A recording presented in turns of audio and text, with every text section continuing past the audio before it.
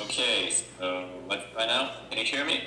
Okay, sort of now. Okay, great. So as I said, I'm really excited to be giving this talk to you, and especially over such great distance. So let's start. I have no time to lose. So We have here 100 people here. Okay. amazing, really nice. So the point of this topic is to give you an introduction on how distributions work, how they're made, what the problems are, how you can use them, and as well as how you should make them. So I'm hoping to raise awareness about this topic, which is gaining more and more prominence in the Drupal community. So my name is Bojan Živanović. I'm Bojan Z on Drupal.org. I'm a developer from Serbia and I work for Commerce Guys.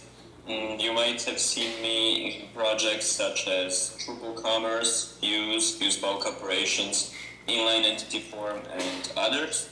And I was the lead developer of Commerce Kickstart V2, e-commerce distribution that we'll be mentioning today. Quick word about my employer. So we are the company behind Drupal Commerce and Commerce Kickstart. We made them, we maintain them, and we supply a wide range of offerings around them. So we provide trainings, we provide support, and so on. We have over 60 employees in Paris, France, Ann Arbor, Michigan, and London, UK. And we are well known in the Drupal community. We have contributed a lot of code to Drupal 7 itself and many contribs, and we are also shaping Drupal 8.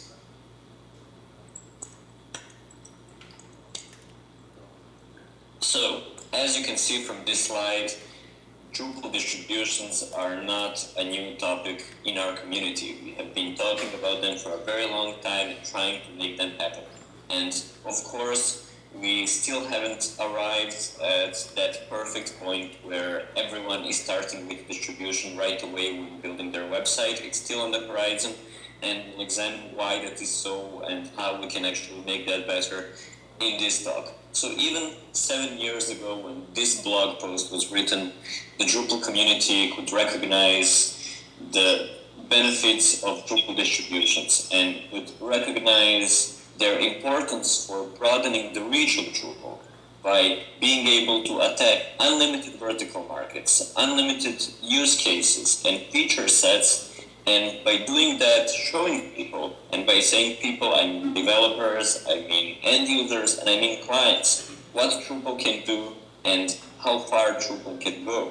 And while Drupal core needs to stay generic to support a huge range of use cases, a Drupal distribution can optimize for a specific set of use cases and do them much better.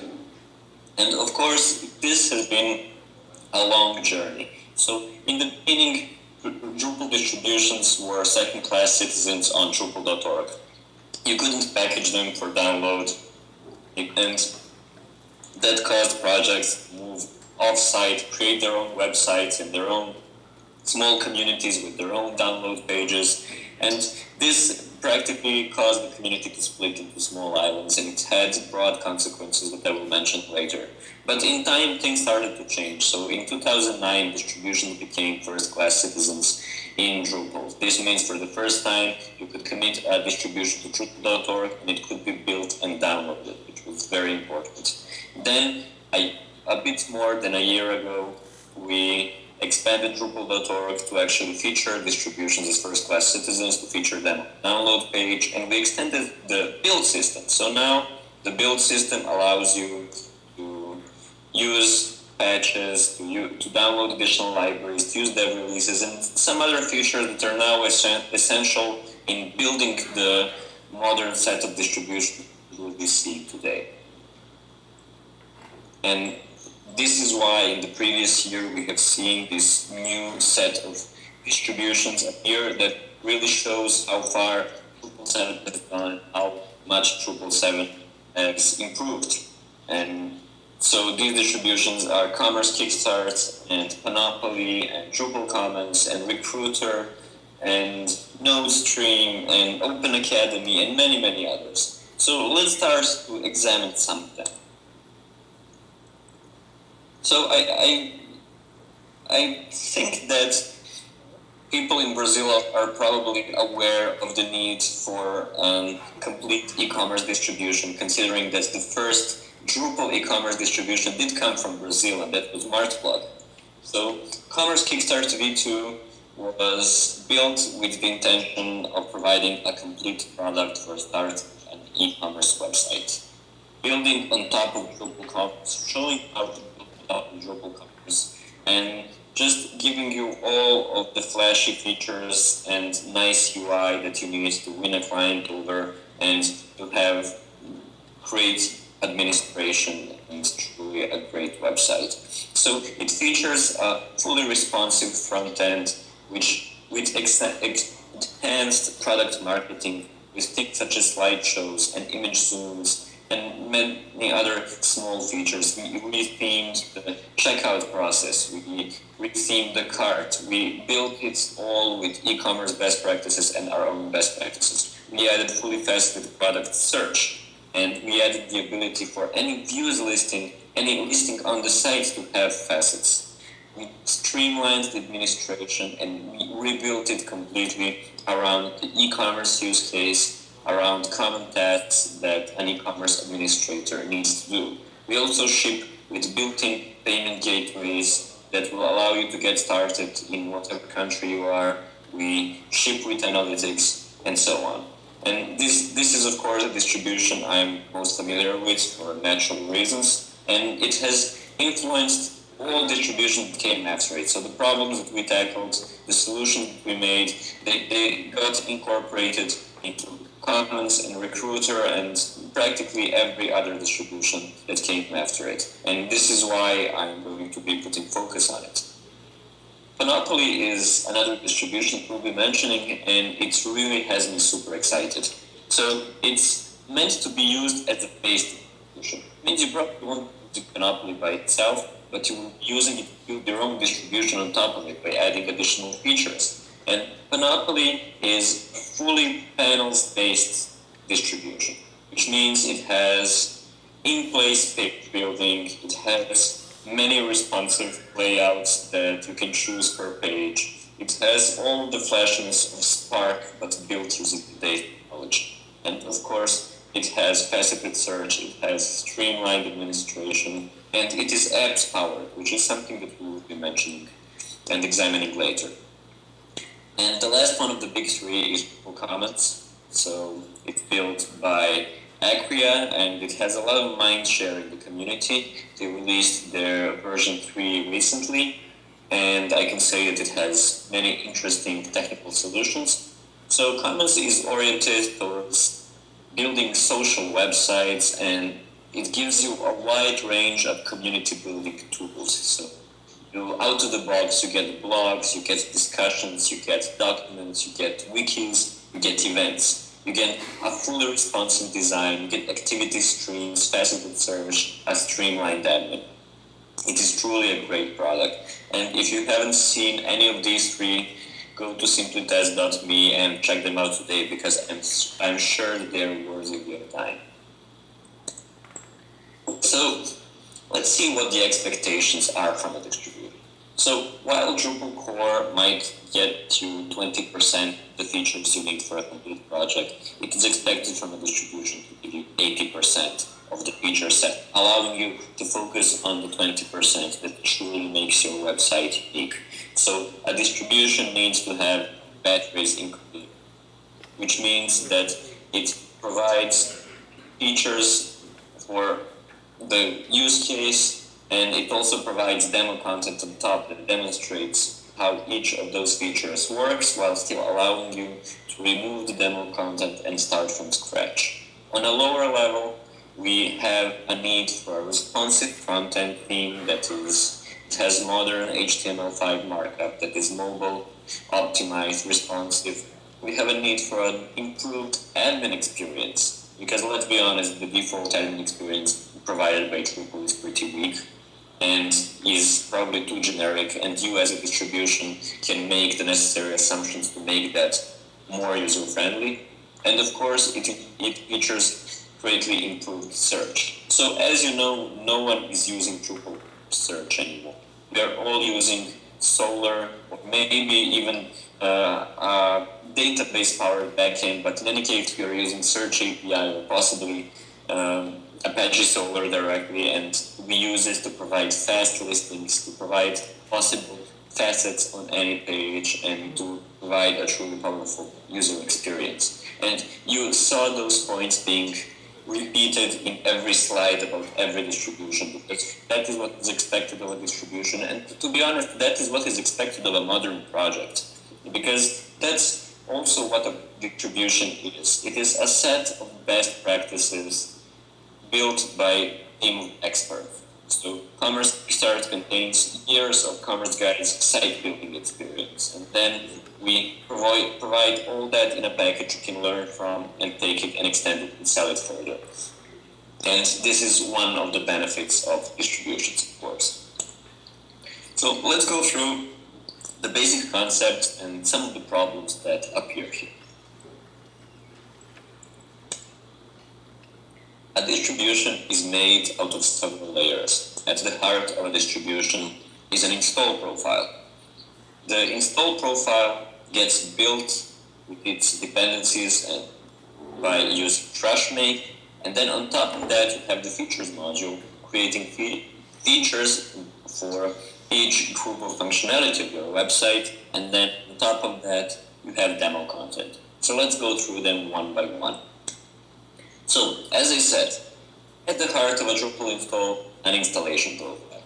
Each Drupal install has an active installation profile. So even if you installed normal Drupal, it still has an installation profile active, and it's usually standard or minimal if you selected that during installation. And an installation profile defines which modules will get enabled. It defines which theme will be enabled and set as the default. Which theme will be set as the admin theme.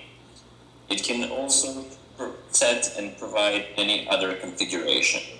It can add any number of pages and tasks to the installer, which means that they can ask you questions about what you want from your website, and based on the answers I can enable additional modules and set specific configuration in a specific way. I can add pages that import content and so on. I can also change the appearance of the installer to add my own branding and to make it easier for the user and just to make that first impression be perfect. And the installation profile internally mostly functions as a module, which means it can also implement hooks, but this is usually not something that an installation profile does much. We usually have those hooks in a base module that is always enabled with the installation profile. So now you have these modules, you know which modules you're going to enable, but you don't have the actual modules. So what are you going to do? Are you going to go to Drupal.org and download the modules one by one, and you could potentially have 100? Will you add patches by hand? Will you go to GitHub and get all of your individual libraries? And will you then check the licensing of each library to see if it matches something that can be committed to Drupal.org? Well, you won't, because that's a huge task, and instead you will be using DrushMake. So a DrushMake file is basically a file with a set of instructions on what should be downloaded next to your install profile, which completes your distribution. So we tell it which Drupal core version to download, we tell it which modules to download, and here we can specify a stable version, we can specify a dev release, we can specify a specific commit. We can add any number of patches that fix bugs that the maintainer hasn't yet committed or are not a part of the stable release. We can get any themes that we want, and in the end we can get the libraries. And we can get the libraries from any website. So it can be a personal website of the library, or it can be GitHub, and we can download a zip file, or we can even get a repository checkout. And here we have one small limitation, and that is that Drupal.org has a whitelist, and if the library is not on the whitelist, it can't get packaged with the distribution, which means it doesn't have the proper licensing, or it hasn't been approved. This means that if the build completes, Drupal.org guarantees that the license is correct. And if you know a library that's not on the whitelist and you need it and it had the proper licensing, the actual process for adding libraries to that whitelist is pretty fast, so it's not a problem. So you've added an installation profile and you've added all of your modules, but now you're missing the actual functionality. So let's say that we want to build a new social distribution and we want to offer events. So I need to create an event content type. I need to create an event view. I need to add some custom fields. I need to set specific configuration and maybe set specific permissions for some of my roles. I might want to add a menu link. And when I'm done with all that, I want to be able to export that. And when I export that, I can send it from staging to live. I can include it in my distribution. I can version it in Git, which means I can see how the changes got made. I can reverse the previous set and so on. And this is what features allows us to do. So we can export all of this, content types, fields, menus, roles, and so on, and include that in a feature module. And contrib modules can add their own support, allowing you to export additional things. So if you install, for example, commerce features, you are able to export things that are specific to commerce. And then once you have the features module, the features will track the status, which means that it will tell you if any changes were made since the feature was exported. And if yes, you can re-export the feature or you can revert those changes and so on. So it is a really useful tool and it promises to solve all of our problems. You can see how some of the Drupal commerce features are structured. So in Commons you have one for events, one for wikis, one for posts, and so on and so on. So does that mean that we live happily ever after? Well, unfortunately not, because features also has a number of problems, and if you've used features on your website, you might have come across some of them. So one of the first problems that we have is that features can't depend one on another. So if I have a Kickstarter product feature offering some product types, and then I have another feature that wants to add fields to those product types, that won't work. You need to hack your way around it like Kickstarter did, and this is something that we are trying to fix in the features to the text branch. But by default, it is not possible. Also, features are not uninstallable. And this is generally a problem in Drupal. You might have noticed that you can't really disable and uninstall any large set of modules from Drupal. It will either explode in your face or it will create hidden problems along the road. So, but still, features doesn't make any attempt to clean up after itself. If you disable the feature, some things will disappear, some will stay. It's not really optimal. Also, features are not interoperable, which means that if Commons has a Commons events feature, I'm not able to just add that to Kickstarter, because it might depend on a role that is differently named or some other functionality. And this is a problem. And the last set of problems are the biggest ones and come from the fact that features were built for managing the flow between specific instances. They were not built for distributions. So we have the problem of default configuration and default content. So when you're building your own website and you want to move stuff from development to staging to live, it is perfectly okay to export a feature and track it and version it. And that's great. But the problem with a distribution is that the distribution doesn't own its content. So if I provide an events feature with my distro, it's not the end of it, because you will always want to customize it and add your own changes. And then you will probably want to version those changes separately. You don't want them to be just reverted when the distribution is updated. You want to track them in their own set of files, and you want to place them in Git and so on. And you also want to be able to remove any part of it. So if you don't like one of my product types or content types, you want to be able to just delete them. And this is something that you can't do. So default configuration should ideally be installed initially and restorable to its own state at any point, but fully modifiable by the user. Everything should be deletable, and the feature should not be marked as overridden when that happens. And we currently have no way of solving this. There are two potential solutions, and those modules are called features override and default config, that provide two halves of that problem. So features override tries to fix the problem of tracking the changes you made to a feature, while default config tries to offer you the ability to remove certain parts and so on. But they're both beta modules are not finished, and they don't provide the complete picture. And to be honest, I'm not sure that we will be able to tackle this in Drupal 7. I think that we will need to build something from scratch on Drupal 8 based on CMI and then possibly backward to Drupal 7 if it turns out to be feasible. So the other problem that we have is the problem of default content. So a user expects to be able to install default content that demonstrates all of the functionality in a distribution. Also, that content needs to be easy to remove, so I should be able to click a button and the default content should be gone. Also, if I created any content of my own, it should be left in place. It shouldn't be deleted with the demo content. So there are multiple ways of doing it. And Panoply is using the default content module, which is actually deprecated in favor of UUID features. And what it does is it exports your content to a hook, and that hook file. And that is a problem because it even exports the images that way. So if you want to change an image in a demo blog post, for example, you can't just go to a directory and replace that image. You need to go through the whole re-export process, and it's a bit painful.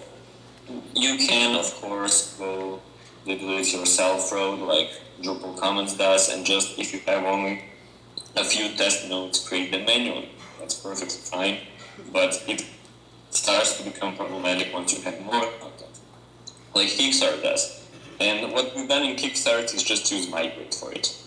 So Migrate is the closest that we've come to a generic import-export API. It provides a wide range of features, and by doing that we also demonstrate how you can import content into Kickstarter from an external source. Migrate also tracks all of the content that it created, which means that when we are removing the default content, we can know not to remove anything that's not owned by us. So I think that is currently the best solution for building your own distribution. That's probably the way to go, and that's what, for example, Recruiter is doing based on our code. And while developing a distribution, you need a big set of modules. So a modern distribution is likely to have up to as many as 100 modules, for example. And of course, it is our job as distribution maintainers to make sure that those modules are well maintained and well built and so on. But of course, from building your own project, it's not always that easy that you can come across modules that are abandoned or nearly abandoned or unmaintained or have old releases, and you as the maintainer needs to deal with that. So if the module is abandoned, you will need to go through the abandoned modules process. And that will take more than 2 weeks, sometimes even 4 weeks for you to gain access to that project just to be able to commit your own code. Or you will send an email to maintainer, he might reply and give you access. Sometimes he will give you access, but he will ask to have input on the architectural decisions you are making, which will mean you will lose more of your time. All of that needs to be factored into your time estimates. Also, there is frequently a case of bugs appearing and then patches being written, and the patches just sit in the issue queue. So you need to test the patches, and you need to try and mark them as RTBC and get them in. Of course, that won't help your distribution, so what you need to do is you need to add those patches to the Drush make file so that they are applied to your code as the distribution is built.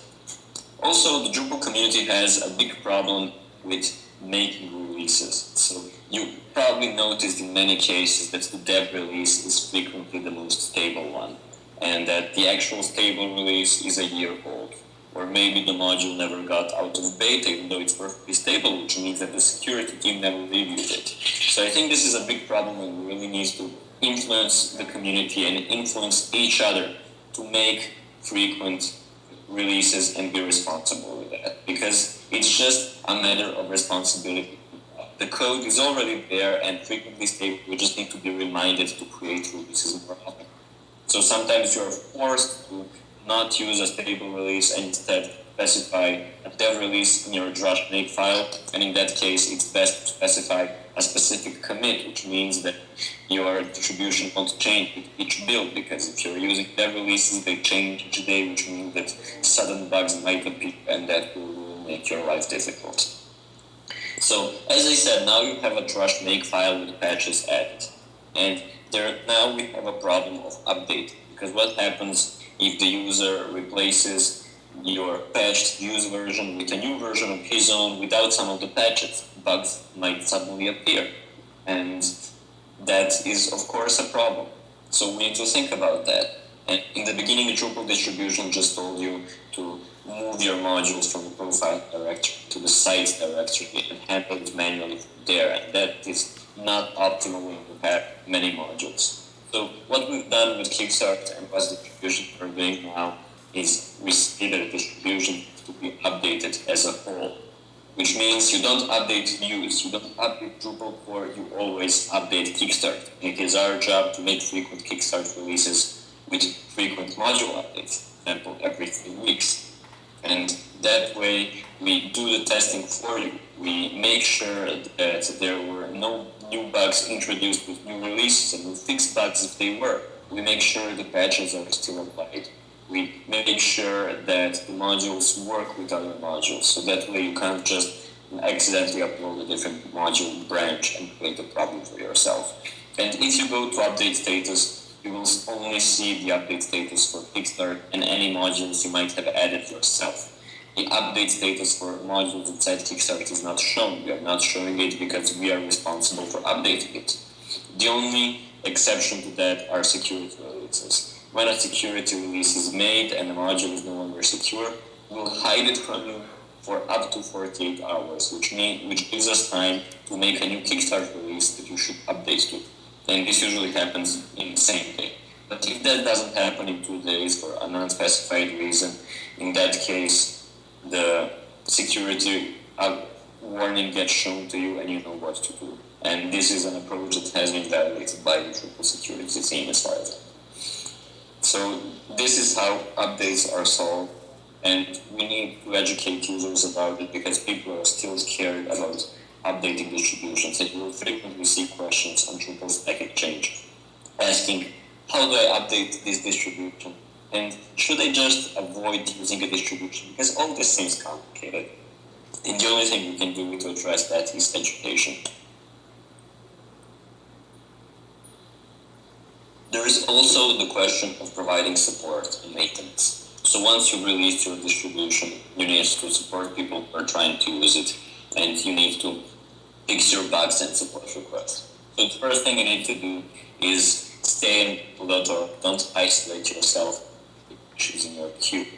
OpenAtrium had a big problem with trying to just use the support tools on their own website, and that created a problem because you would go to the OpenAtrium website, you would report a bug, and they would say, oh, it's the fault of module X. Then you go to the issue queue of module X, and they tell you, well, I don't really support OpenAtrium, so they close your bug report, and then you are sent back and forth. And when the distributions return to Drupal.org, this got much better. So you need to separate bug reports from the support request, and you need to say firmly that you are not giving support in Drupal issue queues, because the Drupal issue queues are a horrible place to do support and provide support, because that support is not reusable. It's not easy to search, and users don't search often. Other users can't extend the answers that were provided. They can't upvote them. There are no tools for efficient support, which means that you need to close all of your support requests and send them to an appropriate place, and that place is Stack Exchange. And this is what we've been doing with Commerce and Commerce Kickstart, and this is what has been de facto going on with Views as well, because projects just gave up on writing support in the issue queues. And this way, sometimes even the same people, the same maintainers, provide much better support in Stack Exchange, and everyone is more happy. So that's the first thing you can do to keep yourself happier. The second part is identifying which of the bug reports that you received actually belong in some of the modules that you ship. So it is your responsibility to move those bug reports to those modules. So if I get a bug report for Kickstart and it is about views, I move that to the views issue queue, and then I work on a patch there. And of course, the number of issues can really be problematic and can really eat up a lot of your time. So just creating a new release of a distro that closes a few issues and updates modules can take days, because imagine the distribution had 20 modules that you are maintaining, and you need to close 5 issues for each. That's 100 issues that you need to go through every release. So that costs a lot of time and that costs a lot of money. So the question is, how can we keep this sustainable? And this is the biggest problem, and the problem that we have been unable to solve, and a tough discussion that we need to have in the Drupal community. And it's hard because open source projects don't want to talk about money, but the truth is that without money, distributions provided by smaller teams just can't sustain themselves. It's easy for Commons because they have Acquia, and Monopoly has Pantheon, and Kickstarter has Commerce Guys, but a smaller distribution looking to attack an interesting niche has a problem. So distributions are expensive, and most firms use them as lead generation tools, which means to create a distribution, clients see your distribution, and based on that decide to give you more work.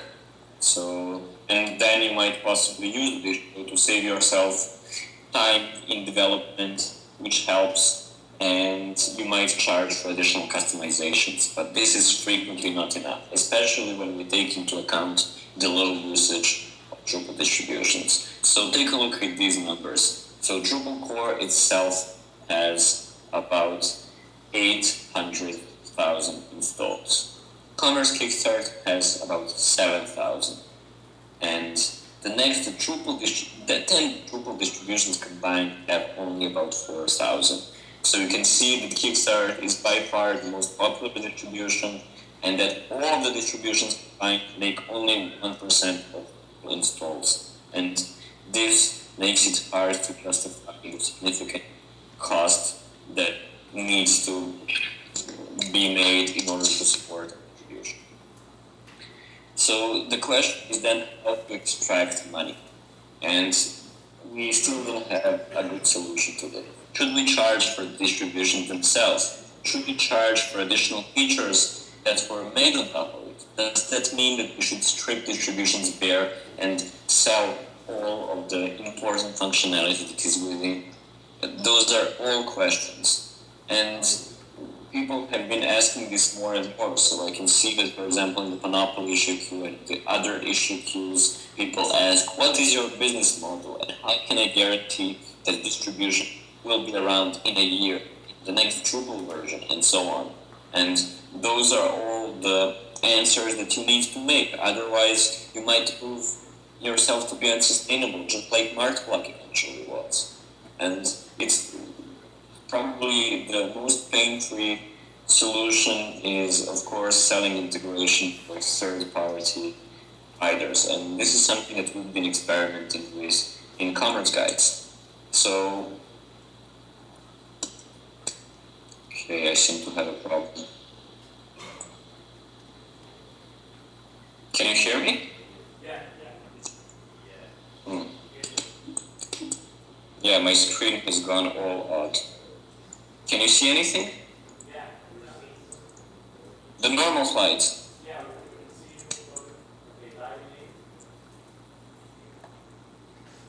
Interesting, because I'm not seeing a single thing.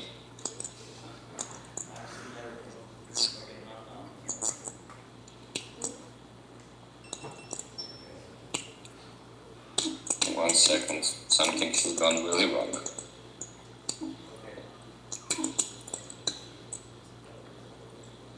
So, allow me a minute and I will reboot and we will resume. Okay.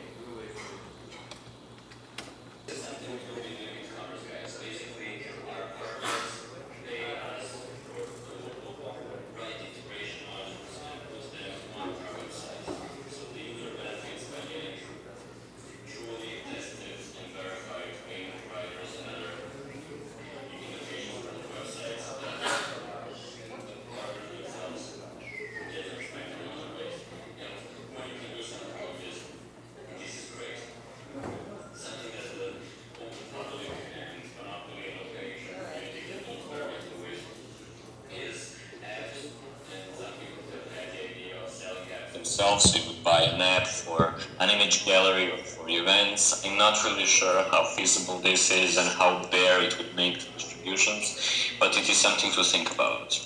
So let's dive into some of the more concrete details. And the first one is customizing the install process. And most distributions don't really do this much. Kickstart does, and you can see how well it looks. This is your first chance to make a good impression, and it's important to use it. You hide all of the screens that are not necessary, such as the profile selection, because you obviously know which profile the user wants to install, and it is yours. You hide the language selection because you only have one language, and so on.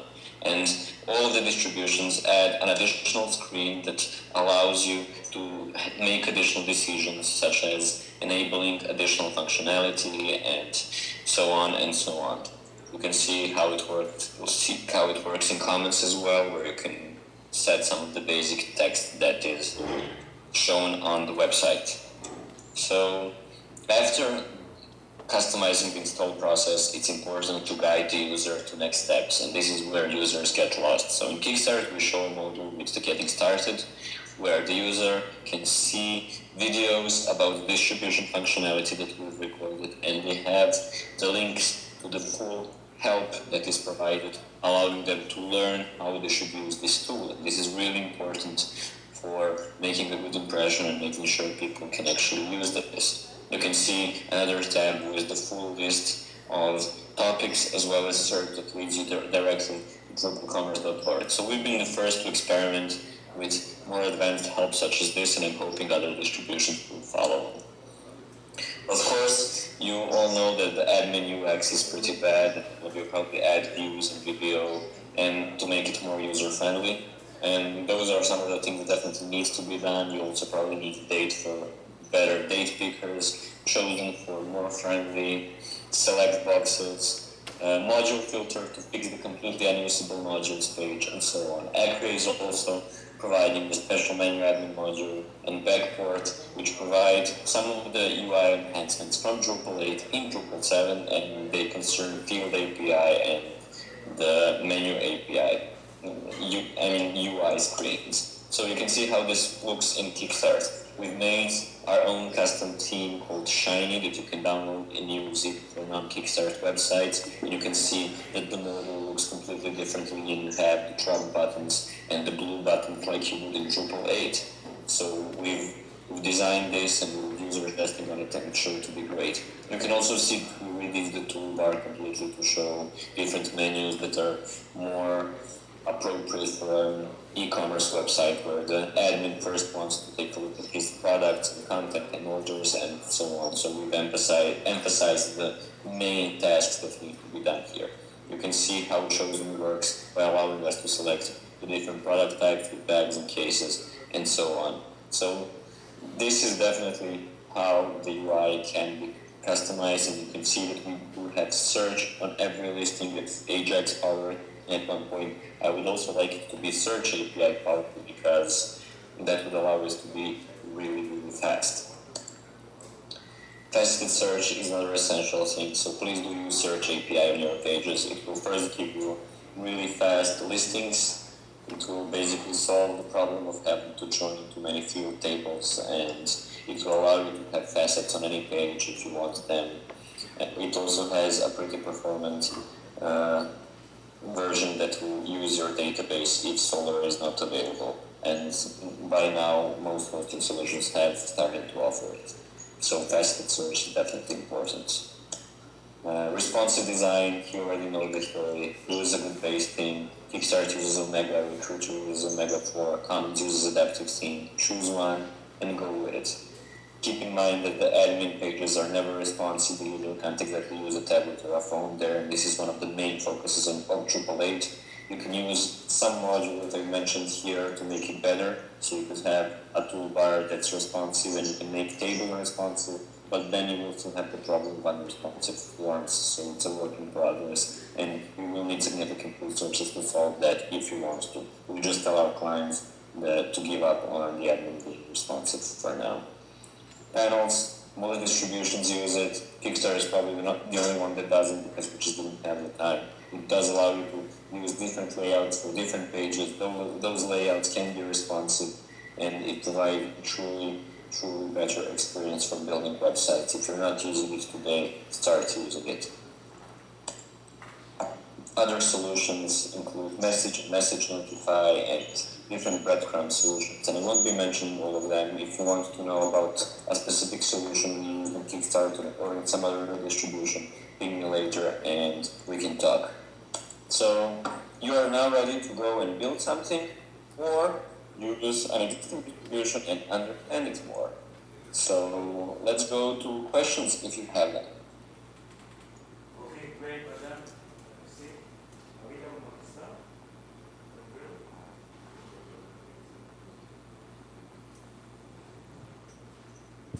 No questions? No question, we're fine. We will. See my Twitter handle here. It's my first name underscore last name. You can follow me. You can ask any questions that come to your mind afterwards, and you can continue the discussion. And that would be it. Thanks. Thank you so much, Bojan. We are very happy to have your presence in Drupal Camp. It's an honor to us to count on you. And thanks. We're expecting for you in the next camp next year, in 1 year, maybe. Yeah, definitely. Okay, thank you. Thank you. Bye.